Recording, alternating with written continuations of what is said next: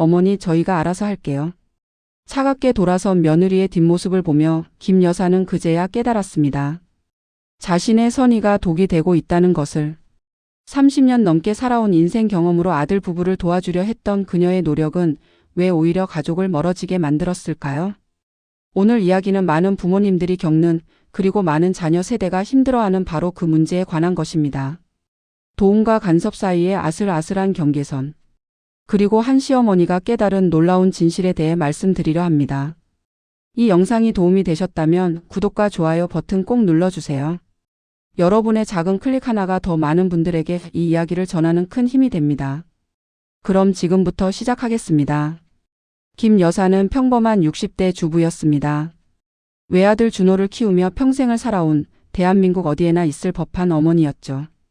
아들이 결혼하고 며느리 수진 씨가 가족이 되었을 때 그녀는 진심으로 기뻤습니다. 좋은 며느리를 만났다고 주변에 자랑도 했습니다. 그런 김 여사에게 아들 부부가 집을 알아본다는 소식은 그저 기쁜 일만은 아니었습니다. 기쁨과 동시에 걱정이 밀려왔죠. 요즘 집값이 얼마나 비싼데 젊은 부부가 제대로 알아보고 결정할 수 있을까? 자칫 잘못하면 평생 빚에 허덕이는 건 아닐까? 그런 걱정들이 머릿속을 가득 채웠습니다. 김 여사는 20년 전 본인도 집을 구매하면서 많은 시행착오를 겪었습니다. 교통이 불편한 곳을 선택해서 출퇴근에 고생했던 일, 대출 이자를 제대로 계산하지 못해 몇 년간 허리띠를 졸라맸던 일. 그런 경험들이 있었기에 아들 부부만큼은 그런 실수를 하지 않았으면 하는 마음이 간절했습니다. 처음에는 가볍게 한두 마디 조언하는 정도였습니다. 준호야, 그 동네는 학군이 좋다더라. 수진아, 대출은 변동금리보다 고정금리가 안전해. 아들 부부도 처음에는 아 그렇군요. 감사합니다. 라며 받아들였습니다. 김 여사는 자신의 조언이 도움이 된다고 생각했죠. 하지만 집을 알아보는 과정이 길어지면서 김 여사의 조언도 점점 더 구체적으로 더 자주 이어졌습니다. 아들 부부가 관심 있어 하는 동네가 있다고 하면 그곳의 재개발 가능성부터 주변 시세까지 직접 알아봤습니다. 주말마다 부동산 앱을 들여다보며 괜찮아 보이는 매물이 있으면 스크린샷을 찍어 아들에게 보냈죠. 준호야, 이 집 봤니? 가격도 괜찮고 위치도 좋은데? 메시지는 하루에도 서너 번씩 날아갔습니다. 저녁 식사 자리에서도 집 이야기가 빠지지 않았습니다. 너희가 보고 있다는 그 아파트 말이야. 내가 알아봤는데 관리비가 꽤 나온다더라. 그 지역은 재개발 이야기가 있어서 지금 사면 나중에 손해볼 수도 있어. 김 여사는 자신이 도움을 주고 있다고 확신했습니다. 30년 넘게 살아온 인생 선배로서 아들 부부가 보지 못하는 부분을 짚어주고 있다고 생각했죠. 실제로 그녀가 하는 말들은 모두 합리적이고 현실적인 조언들이었습니다. 틀린 말은 하나도 없었어요. 하지만 문제는 조언의 내용이 아니라 빈도와 방식이었습니다. 며느리 수진 씨는 점점 더 입을 닫기 시작했습니다. 처음에는 네 알겠습니다. 라고 대답하던 것이 네. 로 바뀌더니 나중에는 그냥 고개만 끄덕이게 되었죠. 아들 준호도 마찬가지였습니다. 엄마 알았어. 우리가 알아서 할게. 라는 말이 잦아졌습니다. 하지만 김 여사는 그 말 속에 담긴 피로감을 알아채지 못했습니다. 아니 알아채고도 멈출 수가 없었습니다. 내가 말을 안 하면 실수할 텐데라는 생각이 조언을 멈추지 못하게 만들었죠. 어느 토요일 오후 가족이 함께 모인 자리에서 터지고 말았습니다. 김 여사가 또다시 새로운 매물 정보를 꺼내자 수진 씨가 조용히 말했습니다. 어머니 저희가 알아서 결정하겠습니다. 목소리는 차분했지만 그 안에 담긴 감정은 차가웠습니다. 준호는 아무 말도 하지 않았고 식탁은 어색한 침묵으로 가득 찼습니다. 그날 저녁 아들 부부는 일찍 자리를 떴고 김 여사는 홀로 남아 생각에 잠겼습니다. 내가 뭘 잘못한 걸까? 도와주려고 했을 뿐인데. 하지만 마음 한구석에서는 알고 있었습니다. 뭔가 잘못되고 있다는 것을. 도움이 아닌 다른 무엇이 되어가고 있다는 것을. 그날 밤 김 여사는 잠을 이루지 못했습니다. 며칠 후 김 여사는 오랜 친구 박 여사를 만났습니다. 같은 연배의 친구들과 차를 마시며 이런저런 이야기를 나누던 중 자연스럽게 자녀 이야기가 나왔죠. 김 여사는 최근 있었던 일을 털어놓았습니다. 나는 도와주려고 했을 뿐인데 며느리가 차갑게 대하더라고. 요즘 젊은 사람들은 정말 이해가 안 돼. 그러자 박 여사가 조용히 말했습니다. 그래서 우리 딸도 나한테 그러더라고. 엄마 조언이 아니라 지시처럼 느껴진다고. 나는 그냥 걱정돼서 한마디씩 하는 건데 말이야. 다른 친구도 한마디 거들었습니다. 저번에 우리 며느리가 속마음을 살짝 이야기하더라고. 매번 조언을 들으면 자기가 무능한 사람처럼 느껴진다고. 스스로 결정할 능력이 없는 사람 취급받는 것 같대. 그 말을 듣는 순간 김 여사는 가슴이 철렁 내려앉았습니다. 자신은 전혀 그런 의도가 없었는데 상대방은 그렇게 받아들이고 있었던 것입니다. 집에 돌아온 김 여사는 곰곰이 생각해 봤습니다. 만약 자신이 며느리의 입장이라면 어땠을까? 결혼 초기 시어머니가 육아에 대해, 살림에 대해 이래라 저래라 하실 때 어떤 기분이었는지 떠올려 봤습니다. 아, 그때 나도 힘들었지. 당시에는 시어머니의 말씀 하나하나가 감시처럼 느껴졌습니다. 내가 제대로 못하고 있다는 무언의 메시지처럼 들렸죠. 시어머니는 분명 선의로 하신 말씀이었겠지만 듣는 사람의 마음은 달랐습니다. 김 여사는 깨달았습니다. 자신이 지금 며느리에게 똑같은 일을 하고 있다는 것을. 30년 전 자신이 힘들어했던 바로 그 역할을 이제는 자신이 하고 있었던 겁니다. 문제는 조언의 내용이 아니었습니다. 김 여사가 했던 말들은 대부분 옳았고 합리적이었습니다. 하지만 조언이 반복될수록 그것은 상대방에게 다른 메시지로 전달되고 있었습니다. 너희는 아직 경험이 부족해. 너희 판단만으로는 부족해. 내가 개입해야 제대로 될 거야. 며느리 수진 씨의 입장에서 생각해 봤습니다. 30대 중반의 직장인으로 나름대로 사회생활을 10년 넘게 해온 성인입니다. 인생의 중요한 결정을 내려본 경험도 여러 번 있었겠죠. 그런 사람에게 매번 조언을 한다는 것은 결국 너는 아직 부족하다는 메시지를 계속 보내는 것과 같았습니다. 더 큰 문제는 집이라는 주제가 가진 무게였습니다. 집은 단순히 거주할 공간을 정하는 문제가 아니었습니다. 그것은 부부가 함께 미래를 설계하는 첫 번째 큰 프로젝트였죠. 어디에 살 것인가, 얼마나 큰 집에 살 것인가, 어떤 방식으로 대출을 받을 것인가. 이 모든 결정은 두 사람이 함께 고민하고 선택하면서 부부로서 성장하는 과정이었습니다. 그런데 그 과정에 시어머니가 계속 개입한다는 것은 두 사람만의 영역을 침범하는 것이었습니다. 의도와 상관없이 결과적으로는 그들의 자율성을 빼앗는 행위가 되고 있었던 겁니다. 김 여사는 또 하나를 깨달았습니다. 자신의 조언이 많아질수록 아들 부부는 스스로 결정할 기회를 잃어가고 있었다는 것을.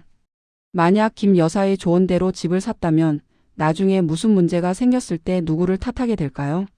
아마도 조언을 한 김 여사가 되었을 겁니다. 그때 어머니가 이 집이 좋다고 하셔서 라는 말이 나올 수도 있었죠. 반대로 스스로 결정한다면 그 결정이 옳든 그르든 본인들의 책임입니다. 실수를 하더라도 그것은 그들의 경험이 되고 배움이 됩니다. 그 과정을 통해 부부는 더 단단해지고 앞으로의 삶에서 더 나은 결정을 내릴 수 있게 되는 겁니다. 김 여사는 깊은 한숨을 내쉬었습니다.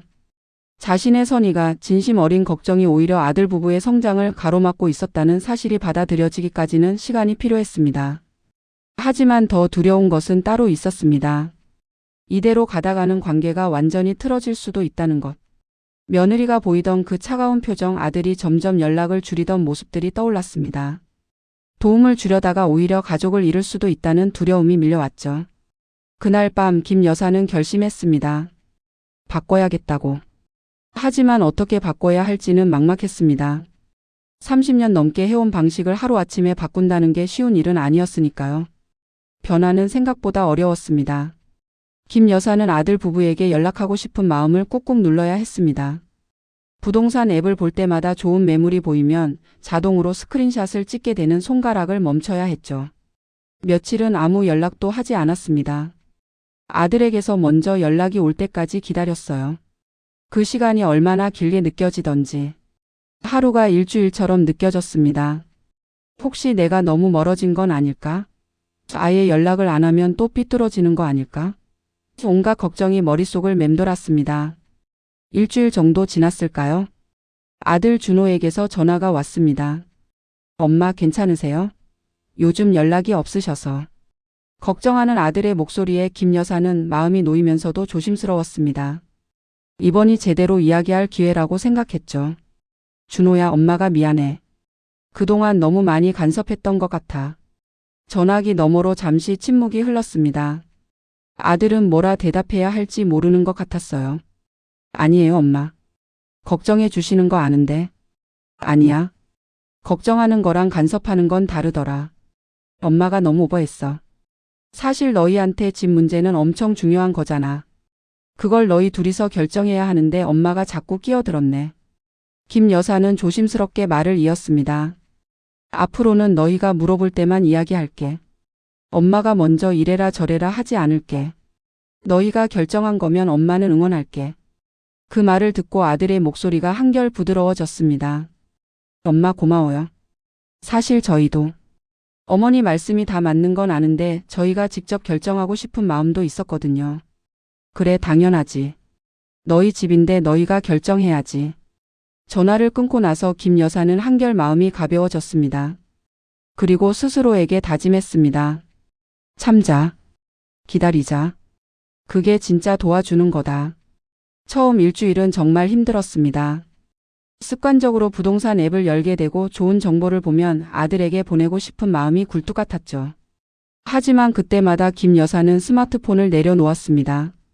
대신 다른 것들에 집중하기 시작했습니다. 오랫동안 미뤄뒀던 취미 생활을 다시 시작했어요.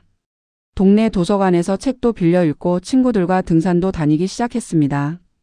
아들 부부의 삶에 몰입했던 에너지를 자신의 삶으로 돌리기 시작한 겁니다. 신기하게도 그렇게 거리를 두자 오히려 아들에게서 연락이 오기 시작했습니다. 엄마, 저희가 집 몇 군데 더 알아봤는데요. 시간 되실 때 한번 봐주실 수 있으세요? 김 여사는 기뻤지만 조심스럽게 대답했습니다. 그래, 엄마 의견을 듣고 싶은 거니? 네, 저희가 두 곳으로 좁혔는데 어머니 생각도 듣고 싶어서요. 이번에는 달랐습니다. 아들 부부가 먼저 물어봤고 김 여사는 그들이 원하는 만큼만 이야기했습니다. 엄마는 이 집이 좋아 보이는데 최종 결정은 너희가 해. 라는 식으로요. 그리고 중요한 것은 그들이 최종 결정을 내렸을 때 김 여사가 한 말이었습니다. 좋은 선택이야. 너희가 결정한 거니까 엄마는 응원할게. 설령 그것이 김 여사가 생각하기에 최선의 선택이 아니더라도 그렇게 말했습니다. 왜냐하면 그것이 그들의 선택이었고 그들의 삶이었으니까요. 며느리 수진 씨도 변화를 느꼈습니다. 어느 날 저녁 식사 자리에서 수진 씨가 먼저 말을 꺼냈습니다.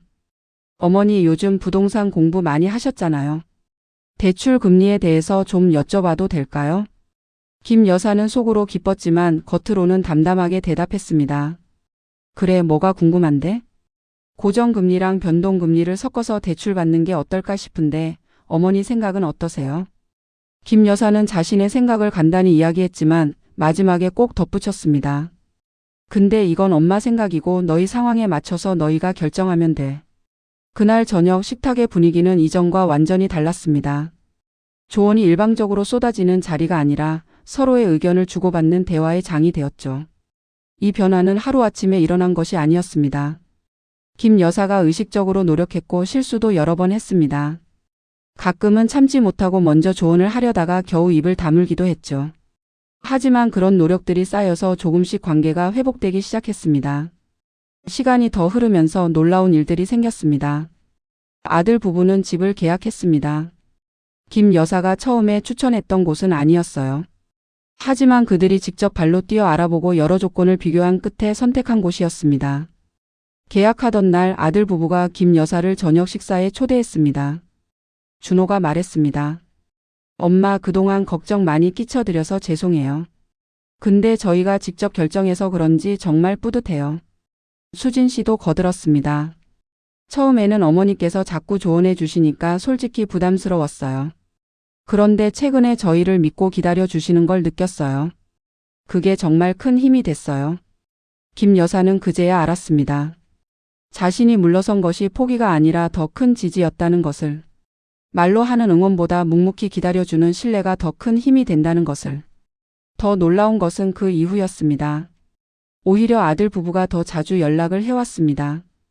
집을 꾸미는 과정에서도 이사 준비를 하면서도 어머니, 이건 어떻게 하는 게 좋을까요? 라고 물어왔죠. 김 여사는 그때마다 자신의 경험을 이야기해 주되 결정은 그들에게 맡겼습니다. 그러자 그들은 더 편하게 물어왔고 김 여사의 조언을 더 진지하게 받아들였습니다. 어느 주말 이사를 도와주러 갔을 때였습니다. 수진 씨가 조심스럽게 말을 꺼냈습니다. 어머니 사실 처음에는 어머니랑 거리를 두고 싶었어요. 너무 힘들었거든요. 김 여사는 가슴이 철렁했지만 고개를 끄덕이며 들었습니다. 근데 요즘은 어머니께 편하게 물어볼 수 있어서 좋아요. 어머니가 우리를 존중해 주신다는 게 느껴져요. 그 말을 듣는 순간 김 여사는 눈시울이 뜨거워졌습니다. 자신의 변화가 헛되지 않았다는 것을, 진짜 가족이 되어가고 있다는 것을 느꼈습니다. 그날 저녁 새 집에서 함께 식사를 하며 웃고 떠드는 가족의 모습을 보면서 김 여사는 생각했습니다. 아, 이게 진짜 도움이었구나. 내가 원하는 방식이 아니라 그들이 원하는 방식으로 곁에 있어주는 것. 그게 진짜 사랑이었구나. 몇 달 후 친구들과 차를 마시는 자리에서 박 여사가 물었습니다. 요즘 며느리랑은 어때? 잘 지내? 김 여사는 환하게 웃으며 대답했습니다. 응, 예전보다 훨씬 좋아. 내가 방법을 바꿨더니 오히려 애들이 더 가까이 오더라고. 어떻게 했는데? 간단해. 그냥 한 발 물러섰어. 내가 나서지 않고 애들이 부를 때만 가고 물어볼 때만 대답하고. 그랬더니 오히려 애들이 더 자주 연락하더라고. 친구들은 고개를 끄덕였습니다. 다들 비슷한 고민을 하고 있었으니까요. 김 여사는 말을 이었습니다. 처음에는 정말 힘들었어. 내가 부모로서 무책임한 건가 싶기도 했고. 근데 지금 생각하면 진짜 책임감 있는 부모는 자식이 스스로 설 수 있게 도와주는 사람이더라고. 대신 해주는 게 아니라. 그 말에 친구들도 깊이 공감했습니다. 모두가 비슷한 나이, 비슷한 고민을 가진 부모들이었으니까요. 집들이 날 아들 부부의 새 집은 웃음소리로 가득했습니다. 친척들과 친구들이 모여 축하해 주었죠. 김 여사는 구석에서 그 모습을 지켜보았습니다. 준호가 손님들에게 집을 소개하며 자랑스럽게 말했습니다. 저희가 직접 발로 뛰어서 구한 집이에요. 고생 많이 했는데 그만큼 애착도 크네요. 그 말을 들으며 김 여사는 미소 지었습니다. 만약 자신이 계속 간섭했다면 저 자랑스러움과 성취감은 없었을 거라는 생각이 들었습니다. 수진 씨가 김 여사 옆으로 다가왔습니다. 어머니 오늘 와주셔서 감사해요.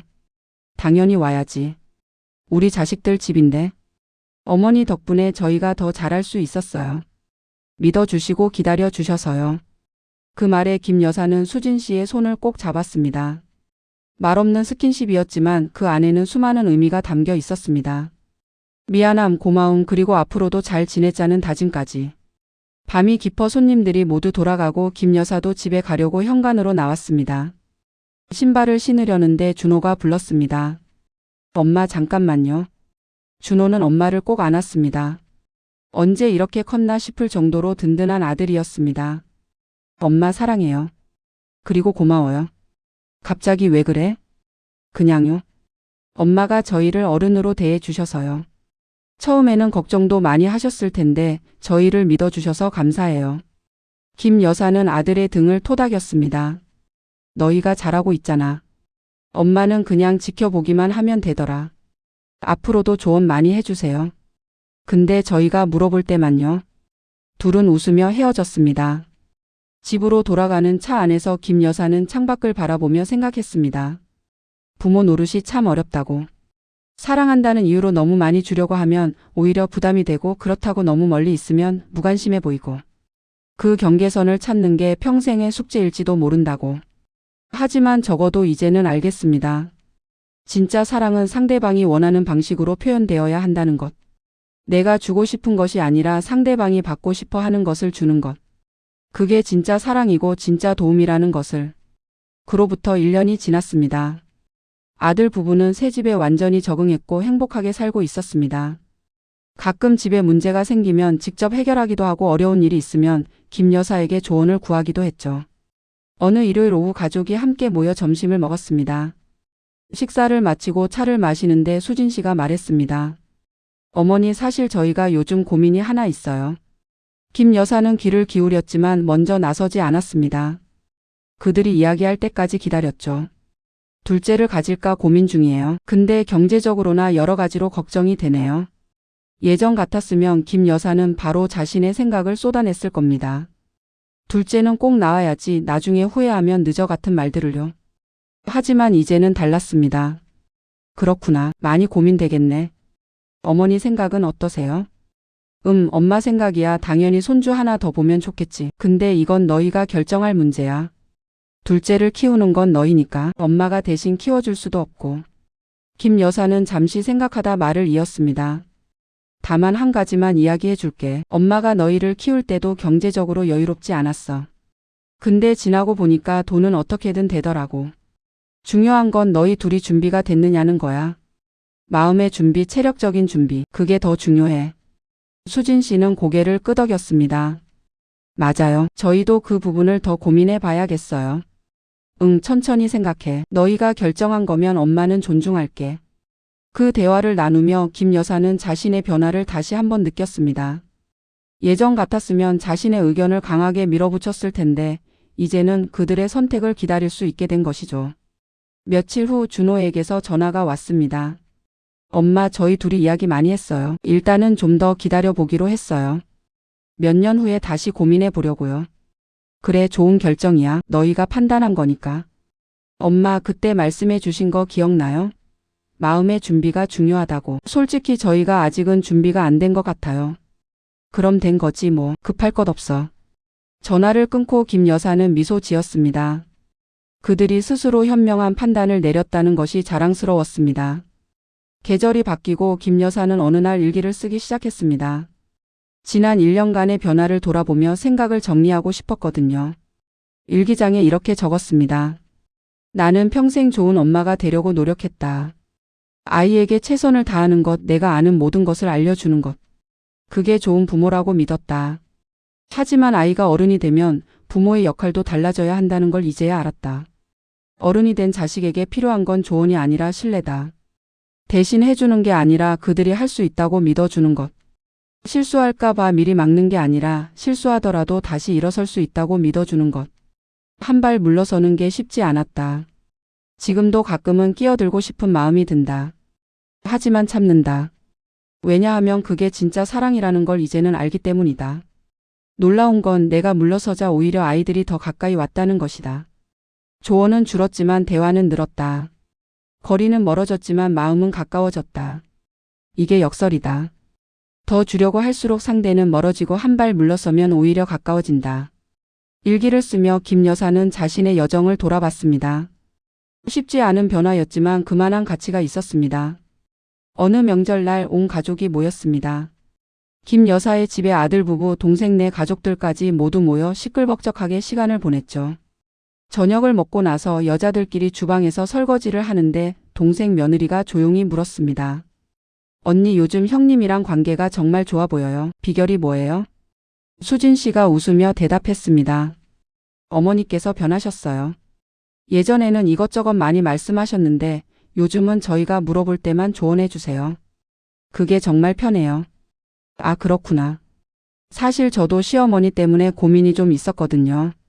언니도 어머니께 한번 이야기해 보세요. 우리 어머니는 정말 현명하신 분이세요. 제 말을 들어주시고 변하려고 노력하셨거든요. 그 대화를 복도에서 우연히 듣게 된 김 여사는 가슴이 뭉클했습니다. 며느리가 자신을 현명하다고 표현했다는 것. 그리고 다른 며느리에게까지 좋은 사례로 이야기하고 있다는 것. 그날 밤 모두가 돌아가고 혼자 남은 김 여사는 거실 소파에 앉아 생각에 잠겼습니다. 내가 한 일이라고는 그저 한 발 물러선 것뿐인데 이렇게 큰 변화가 일어났다니. 사실 그것이 가장 어려운 일이었습니다. 평생 해온 방식을 바꾸는 것, 좋은 의도로 하던 행동을 멈추는 것. 그게 얼마나 어려운 일인지 이제는 압니다. 하지만 그만한 가치가 있었습니다. 아들 부부와의 관계가 회복되었고 오히려 더 깊어졌습니다. 조언은 줄었지만 신뢰는 커졌습니다. 개입은 줄었지만 존재감은 더 커졌습니다. 김 여사는 깨달았습니다. 가족을 지키는 방법은 때로는 다가가는 것이 아니라 물러서는 것이라는 것을. 도움을 주는 방법은 대신 해주는 것이 아니라 할 수 있다고 믿어주는 것이라는 것을. 창밖으로 달이 밝게 빛나고 있었습니다. 김 여사는 따뜻한 차 한 잔을 마시며 평온함을 느꼈습니다. 이제는 걱정이 아니라 믿음으로 자식들을 바라볼 수 있게 되었으니까요. 여러분, 오늘 이야기는 여기까지입니다. 한 시어머니의 변화가 가져온 기적 같은 이야기였습니다. 선의로 시작된 조언이 어떻게 부담이 될 수 있는지, 그리고 한 발 물러서는 용기가 어떻게 관계를 회복시킬 수 있는지 보셨을 겁니다. 이 이야기가 주는 교훈은 단순하지만 강력합니다. 첫째, 도움에도 때와 방법이 있다는 것입니다. 아무리 좋은 조언이라도 상대방이 원하지 않는다면 그것은 간섭이 됩니다. 둘째, 진정한 사랑은 상대방의 자율성을 존중하는 것입니다. 대신 해주는 게 아니라 스스로 할 수 있다고 믿어주는 것이죠. 셋째, 때로는 물러서는 것이 가장 큰 지지가 됩니다. 거리를 두는 것이 무관심이 아니라 신뢰의 표현일 수 있습니다. 이런 상황은 비단 시어머니와 며느리 사이만의 문제가 아닙니다. 부모와 자녀, 선배와 후배, 친구 사이에서도 얼마든지 일어날 수 있는 일입니다. 좋은 의도로 시작된 조언이 관계를 멀어지게 만드는 경우 말이죠. 혹시 여러분도 비슷한 경험이 있으신가요? 도와주려다가 오히려 관계가 틀어진 적이 있나요? 아니면 반대로 누군가의 과도한 조언 때문에 힘들었던 적이 있나요? 댓글로 여러분의 이야기를 들려주세요. 함께 나누고 배울 수 있으면 좋겠습니다. 오늘 영상이 도움이 되셨다면 구독과 좋아요, 알림 설정 부탁드립니다. 여러분의 작은 관심이 더 좋은 콘텐츠를 만드는 힘이 됩니다. 다음 영상에서 또 만나요. 모두 행복한 관계 만드시길 바랍니다. 감사합니다.